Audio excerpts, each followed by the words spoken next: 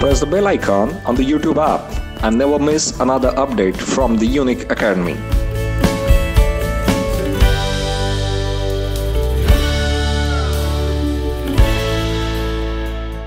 यानंतर आपले प्रमुख पाहुणे माननीय उमेशचंद्र सारंगी सर हे मार्गदर्शन करतील। मी सारंगी सरांना विनंती करतो की त्यांनी मार्गदर्शन करावं। सन्माननीय व्यासपीठ आणि बंधू भगिनींनो, सर्वप्रथम 2018चे UPSCच्या परीक्षामध्ये धबधबीत यशस्वीमान यश मिळवलेला सर्व विद्यार्थींचा मी मनापासून अभिनंदन करतो।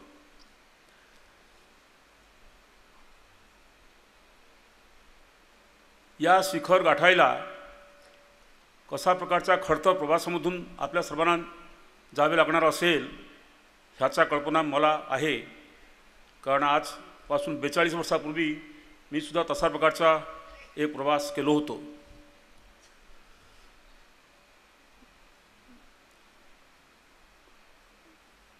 एक स्वप्न साकार झाला, एक लक्ष्यस्थळ आम्ही गाठलो।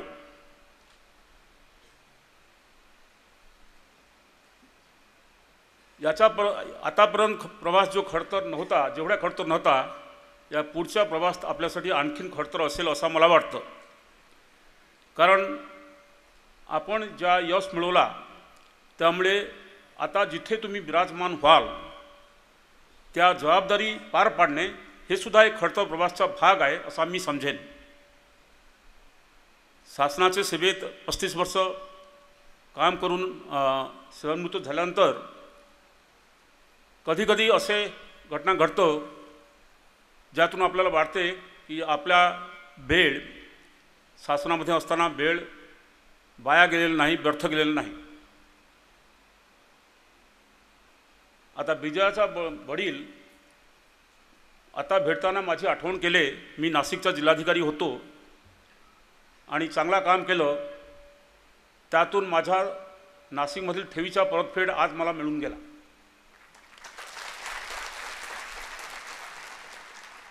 तर आजपासून 40 वर्षानंतर आपल्याला तसे परतफेडी मिळेल का हे आपलं ध्येय असायला पाहिजे। कारण IAS हे ब्रिटिश सरकार काळातील जो ICS होता त्याचा रूपांतर होऊन IAS झाला। सरदार पटेलांना वाटला की आमचा जो प्रशासनाचा फ्रेमवर्क आहे त्यामध्ये मोठा बदल करायचा नाही, तो सिव्हिल सर्व्हिस होता, ॲडमिनिस्ट्रेटिव्ह सर्व्हिसमध्ये रूपांतर झाला आणि त्या सर्व्हिसच्या माध्यमातून दोन गोष्टी होता की मुलं सिलेक्ट होतात एक राज्यातून, काम करतात दुसऱ्या राज्यामध्ये, म्हणजे राष्ट्रीय एकात्मताचा तो एक भाग आहे। मी ओडिसामधील आहे, महाराष्ट्रामध्ये काम करतो आहे। महाराष्ट्रामधील माझा बॅचमेट हरियाणामध्ये काम करत होता, हरियाणामधील मुलगा केरळामध्ये काम करत होता। तर IASच्या माध्यमातून एक राष्ट्रीय एकात्मता साध्य करण्याची, कारण आपण महत्त्वाच्या पोझिशनमधून महत्त्वाच्या भूमिका निभावणार आहोत, ते निरनिराळ्या राज्यात निभावणार आहोत। एक राज्यात जन्मलो आणि एक राज्य कर्मभूमी झाला, तर ते कर्म आम्ही किती चांगल्या पद्धतीने राबवू शकतो आमच्यावर अवलंबून आहे।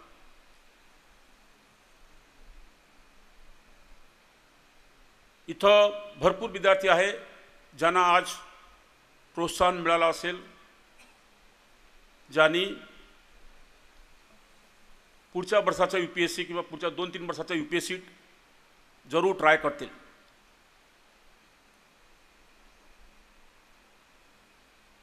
मी करणार, मी UPSC करून दाखवणार, हे आत्मविश्वास पहिला गरज आहे। कारण if you pull yourself down, तुम्ही स्वतःला खाली खेचला, मनामध्ये कमीपणा आणला तर तुम्ही खालीच जाणार। पण तुम्ही हे मी करू शकणार अशा प्रकारचा आत्मविश्वास ठेवला तर तुम्ही प्रगतीच करणार, पुढे जाणार आणि शेवटी यश संपादन कराल. So to have faith in yourself is the first requirement for those who want to try UPSC. प्रयत्नाचा पराकाष्ठा करावा लागेल हे खरं आहे. अनेक लोकांचा मदत घ्यावं लागणार आहे हे खरं आहे. पण you are irreplaceable. You are the person who is writing the exam. म्हणून तुम्ही जर ठरवून त्याच्या मागे लागला तर यश तुमचा असणारच. याबद्दल माझ्या मनात काही आईवडिलांना ह्या क्षणी खरोखरच फार आनंद वाटते की आमचा मुलगा UPSC क्लिअर केला. मी गावाचे होतो तर माझा वडील रिझल्ट आल्यानंतर माझा वडील एक हांडी मिठाई खरेदी केले आणि संपूर्ण गावात वाटप केले. लोक त्यांना विचारले काय झाला, मिठाई कशाला वाटप करता. माझा मुलगा कलेक्टर झाला. कारण माझ्या वडिलांना कलेक्टर समजतो होता की कोणीतरी मोठा माणूस आहे. म्हणजे मी त्यावेळी कलेक्टर झालो नव्हतो, पण त्यांना समजत होता की मी काहीतरी क्लिअर केलेलं आहे ज्यामुळे मी कलेक्टर होणार आहे. अशा प्रकारच्या आनंदाच्या क्षणासाठी सगळ्या आईवडिलांना म्हणजे एवढी वर्ष मुलाचा जोपासना करताना, त्याला शिक्षण देत असताना आणि मी आता आपल्या सर्वांना ऐकत होतो, खरोखरच विचार जो आहे तो जर उन्नत असेल, सुधारलेला विचार असेल, मुलांना पुढे जाण्यासाठी सपोर्ट देणारा असेल तर मुलं अनेक काही गोष्टी करून दाखवतात. आईवडिलांकडून शिक्षणाचा मदत म्हणजे प्रत्यक्ष एज्युकेशनमध्ये सगळ्या आईवडिलांना मदत करता येत नाही. मात्र माझा मुलगा जो करू इच्छिते ते योग्य आहे आणि मी त्याला प्रोत्साहित केले पाहिजे हे सगळे आईवडील करू शकतात. आणि त्यासाठी काळ बदलतो, गरजा बदलतो, विचारमध्ये बदलसुद्धा आवश्यक आहे. आणि आईवडिलांनी तशा प्रकारचे सपोर्ट करू शकले तो मुलाचा उत्साह वाढते. तो आणखीन जिद्दीने, आणखीन चिकाटीने त्याची तयारी करतो आणि शेवटी त्याला यश संपादन करणे संभव होते. आम्ही एक मोठा देश आहोत. स्वातंत्र्यानंतर हळूहळू म्हणजे घर बसवण्याचा जो एक प्रकार असतो तसे आम्ही आमच्या देशाचे घर बसवण्यासाठी एक उत्तम शासन, एक उत्तम प्रशासन, आता उत्तम जो ब्रिटिशसाठी होता तो आमच्यासाठी नव्हता. कारण आम्ही आमचे राजे होतो, आम्ही आमचा देश चालवणार होतो, आम्ही या देशातील काबाड कष्ट करणाऱ्या माणसाचा सामाजिक आणि आर्थिक अभिवृद्धीसाठी काम करणार होतो. ब्रिटिशांना त्यांचा लक्ष्य वेगळे होता, आमचा लक्ष्य वेगळे होता. म्हणून ज्या लोक स्वातंत्र्यानंतरच्या काळात प्रशासनामध्ये आले त्यांना सामाजिक संवेदनशीलता हा एक मोठी आवश्यकता होती आणि त्याचा गरज आजसुद्धा तेवढ्या प्रमाणात चालू आहे. म्हणजे सामाजिक संवेदनशीलता तुमच्या व्यक्तिमत्वाचा एक मोठा हिस्सा झाल्याशिवाय तुम्ही लोकांना उपयोगी ठरू शकाल असे मला वाटत नाही. तुमच्या समोर येणारा माणूस एक प्रश्न घेऊन आलेला आहे आणि ते तुमच्याकडून सुटू शकतो. त्याचा प्रश्न समजून घेणे, कशा पद्धतीने ते सोडवता येतं त्याचा मार्ग दाखवणे किंवा त्यासाठी तुमच्याकडून जे करणे आवश्यक आहे ते करणे, हे प्रश्न नेहमी आपल्यासमोर पुढील 35 वर्ष येणार. ज्यावेळी आपण निरनिराळ्या पोझिशनवरून काम करत असाल तर सामाजिक संवेदनशीलता असेल तर आपण त्या माणसाला ऐकाल, त्याला प्रश्न समजून घ्याल आणि त्याचा निकाल. तुम्ही कोण आहात ह्याला काही महत्त्व नाही. तुम्ही कलेक्टर आहात, तुम्ही कमिशनर आहात, तुम्ही सेक्रेटरी आहात, ह्याला काही महत्त्व नाही. तुमच्या हातातून जनतेसाठी काय घडतो ते जास्त महत्त्वपूर्ण आहे. तुमच्या प्रयत्नामुळे एक मोठा सकारात्मक परिवर्तन समाजामध्ये होणे आर्थिकदृष्ट्या, सामाजिकदृष्ट्या शक्य झाला का हे महत्त्वपूर्ण आहे.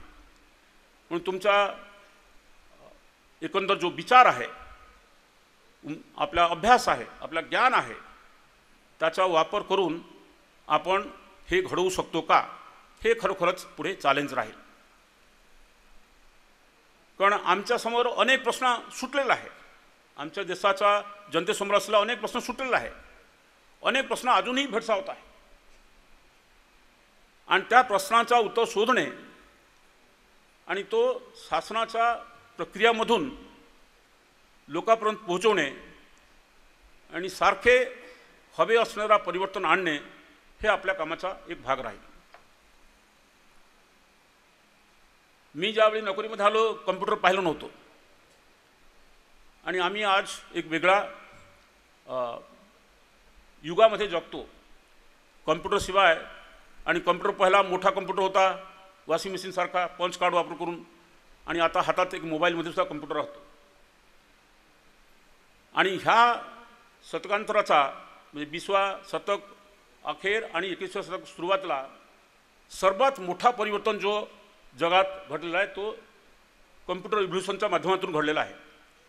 तंत्रज्ञानाच्या माध्यमातून जे गोष्ट अशक्यप्राय वाटत होते ते सगळे आता शक्य होऊ शकतील हे आमच्यासमोर आता दिसतं आहे.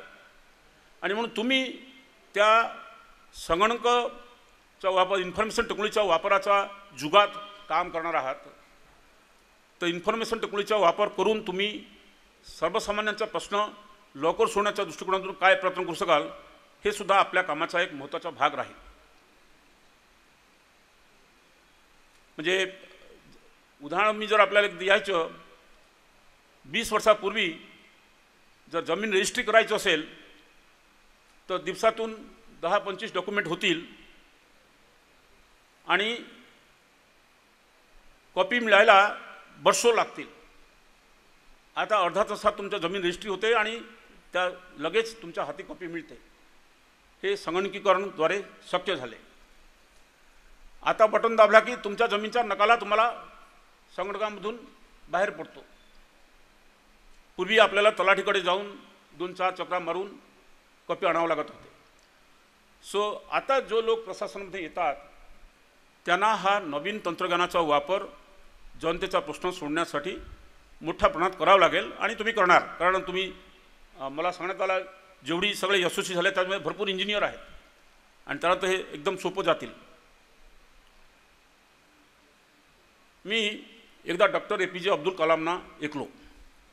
आपण सगळे आता 35 वर्ष जिथे कुठे काम कराल आपण एक लीडर ह्या नात्याने काम करा. Leader of the team.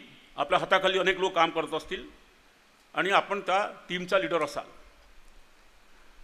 तो टीमचा लीडर कसे असावं ह्याबद्दल डॉक्टर APJ अब्दुल कलाम त्यांचा अनुभव सांगितले होते. ते मी इथे रेव्हेन्यू डिव्हिजनल कमिशनर पुण्याचे होतो त्यावेळी ते आले होते सिम्बायोसिसमध्ये आणि ते त्यांच्या भाषणामधून सांगितलं की कसे असावं. मला वाटलं की हे आपल्यासाठी योग्य आहे, मी आपल्याला सांगितले पाहिजे. आपल्याला आठवते आम्ही इस्रो मार्फत, इंडियन स्पेस रिसर्च ऑर्गनायझेशन मार्फत आम्ही बरेच आगेकूच केलं. आत्ता काही दिवसापूर्वी आम्ही आमच्याच स्वतःचे डिफंक्ट सॅटेलाईटला आमच्याच मिसाईल वापरून उडवलं. तर डॉक्टर APJ अब्दुल कलाम काम करत होते. त्यावेळी सतीश धावन होते इस्रोचे अध्यक्ष. सतीश धावन फार मोठा माणूस आहे. तर त्या आमच्या मिसाईल म्हणजे पाठवणे चालू होता, त्यावेळी सॅटेलाईट पाठवणे चालू होता. तो एक प्रक्षेपण होता. त्या प्रक्षेपणाचा अंती एक प्रेस कॉन्फरन्स होती. तर ते प्रक्षेपण अपयशी ठरला आणि अब्दुल कलाम त्याचा मुख्य होते. तर अपयशी ठरला. प्रेस कॉन्फरन्स होता. प्रेसमध्ये प्रश्नाचे भडीमार झाले आणि सगळ्या प्रश्नाचं उत्तर सतीश धावन स्वतः दिले आणि शेवटी सांगितले मला मान्य आहे आज आम्ही अपयशी ठरलो पण फार लवकरच आम्ही यशस्वी ठरणार आहोत. आणि पुन्हा तयारी सुरू झाली. पुन्हा प्रक्षेपणाचा दिवस आला आणि ह्यावेळी प्रक्षेपण यशस्वी झाली. आणि त्या दिवशी प्रेसमध्ये प्रश्नाचा उत्तर देण्यासाठी सतीश धावन यांनी अब्दुल कलाम यांना पाठवले. तर अब्दुल कलाम सगळ्या प्रश्नांची उत्तर दिले. तर हे पहिल्यांदा अब्दुल कलाम हे सांगायचं होता की अपयशाच्या जबाबदारी सतीश धावननी प्रमुख ह्या नात्याने स्वतःच्या कांद्यावर घेतली आणि ज्यावेळी यश प्राप्त झाला त्यावेळी त्यांनी त्या यशाचा श्रेय अब्दुल कलाम यांना दिले. तो that is how a leader should be. तुम्ही ज्यावेळी एक टीम लीडर म्हणून काम करत असाल, आम्ही नेहमी जे काही चुकला ते त्याच्यामुळे चुकला आणि जे काही चांगले झाले ते माझ्यामुळे झाले असा सांगण्याचा एक पद्धत आमच्यामध्ये रुजलेला असतो संभवपोटी. ॲक्च्युली खरा लीडर जो असतो तो उलटा करतो. जे काही घडले ते माझ्या लोकांमुळे घडले आणि जे काही घडू शकले नाही त्याचं जबाबदारी माझं. हे जर आपण आपल्या मनात ठेवला तर आपल्याला आयुष्यात ते फार मोठा मदत करेल असं मला वाटतं. प्रश्न अनेक आहेत, अनेक असणारच. जिथं कुठे आपण जाल पहिल्यांदा ते प्रश्न चांगल्या पद्धतीने समजून घेणे हे आवश्यक आहे. डे टू डे प्रशासन चालवण्यासाठी आपल्या नेमणूक झालेलं नाही हे लक्षात ठेवले पाहिजे. कारण डे टू डे प्रशासन कोणीही चालवू शकते. कागद ह्या टेबलावरून त्या टेबलावरून पोचवणे हे कोणीही करू शकते. आलेला फाईल सहाय्य करून पाठवणे हे कोणीही करू शकते. पण जो इथे घडत नाही मात्र घडणे आवश्यक आहे ते कसे घडवायचं. घडणे आवश्यक आहे कशासाठी की लोकांसाठी ते आवश्यक आहे. लोकांसाठी ते घडणे आवश्यक आहे. जे 8 दिवस लागतो ते 4 दिवसात होऊ शकेल का? जे 4 दिवस लागतो ते 1 दिवसात होऊ शकेल का? जे या पद्धतीने होतो ते वेगळ्या पद्धतीने होऊ शकेल का? म्हणून ते बदल घडवण्यासाठी आवश्यक अभ्यास, आवश्यक नियोजन आणि आवश्यक कृती हे आपल्याकडून हवे असे मला वाटते. आमच्या बरेच लोकांना योजना राबवण्यामध्ये रस असतो, पण राबवण्यापूर्वी आम्ही कधीही नियोजन करत नाही. एकदम सरळ अंमलबजावणीसाठी जातो आणि अंमलबजावणीमध्ये अनेक अडचणी येतात, त्याचं उत्तर आमच्याकडे नसतो आणि म्हणून शेवटी जो रिझल्ट निघते ते एवढा पुरेसा नसतो. म्हणून प्रत्येक योजना राबवण्याआधी त्या राबवण्याचा नियोजन करणे हे आवश्यक आहे. Plan your implementation before you implement A plan. If you have planned your implementation,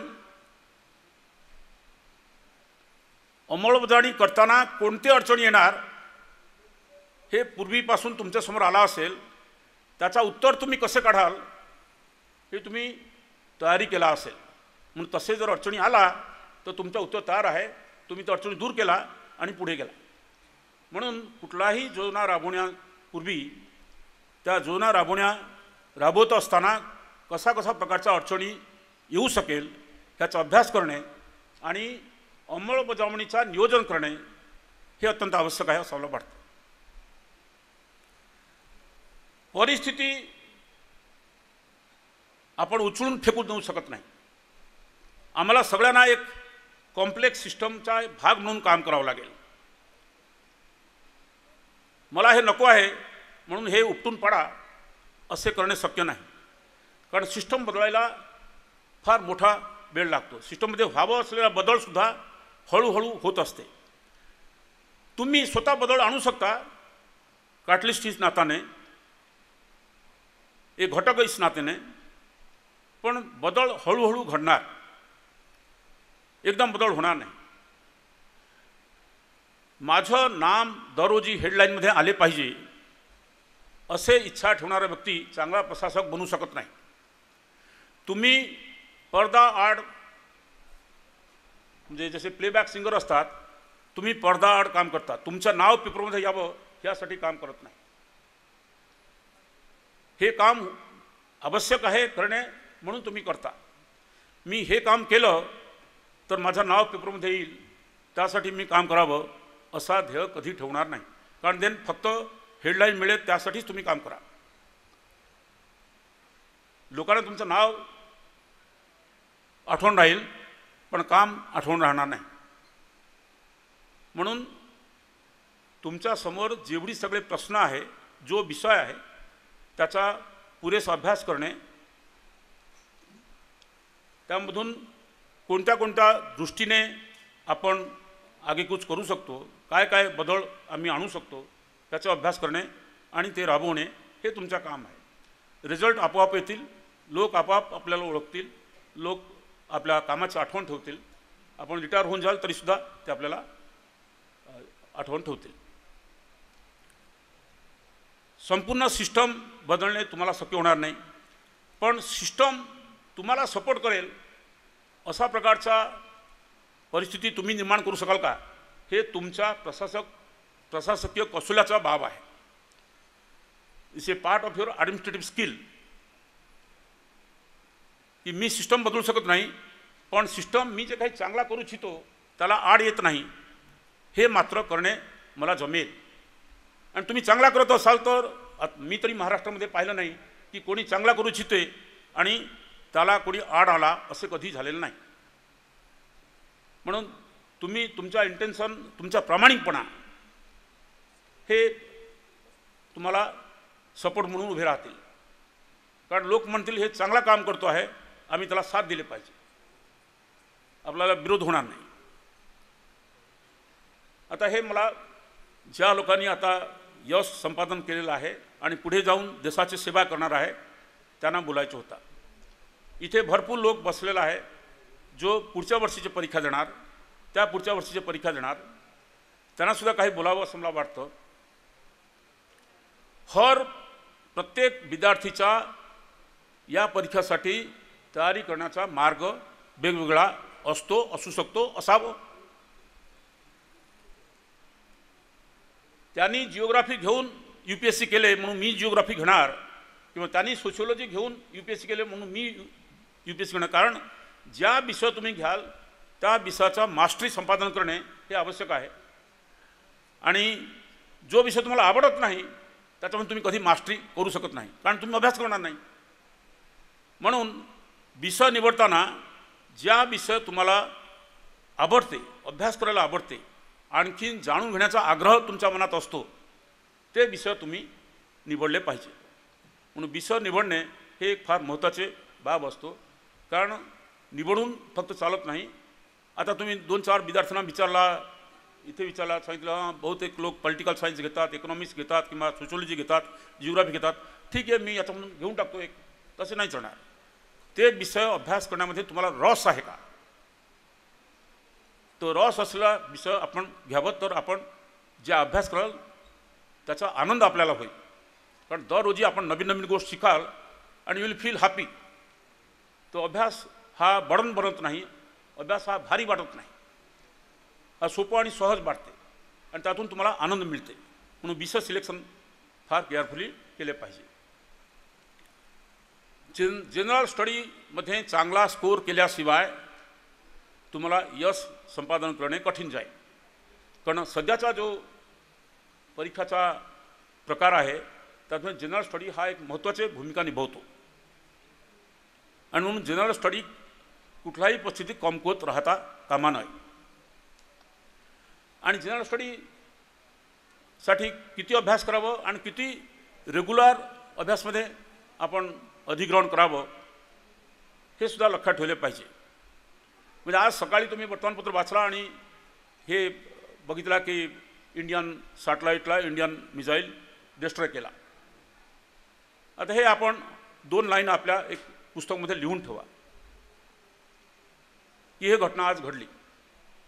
India joined exclusive club of countries who can do this, USA, Russia, China आणि India. So India is fourth to join.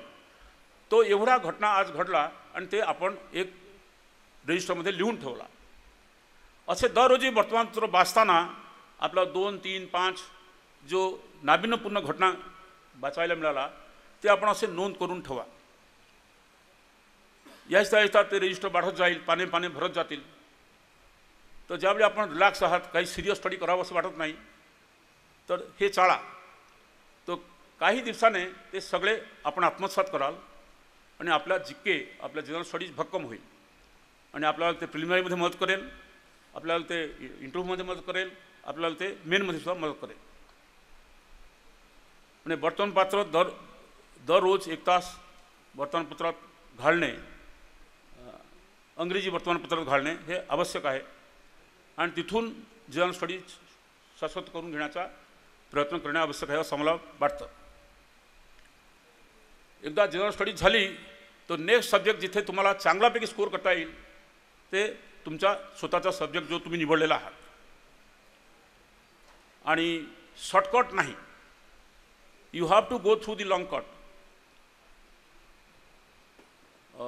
2 पुस्तक वाचलं तर काम झाले असे होत नाही. तुमच्या तयारी त्या विषयावर असे असायला पाहिजे की एक घर जो ईटमधून बनलेलं आहे ते सगळे ईट उघडून तुमच्यासमोर ठेवून दिले आणि तुम्ही एक दुसरा घर लगेच बांधून टाकला जो पहिल्या घरपेक्षा एकदम वेगळे होता.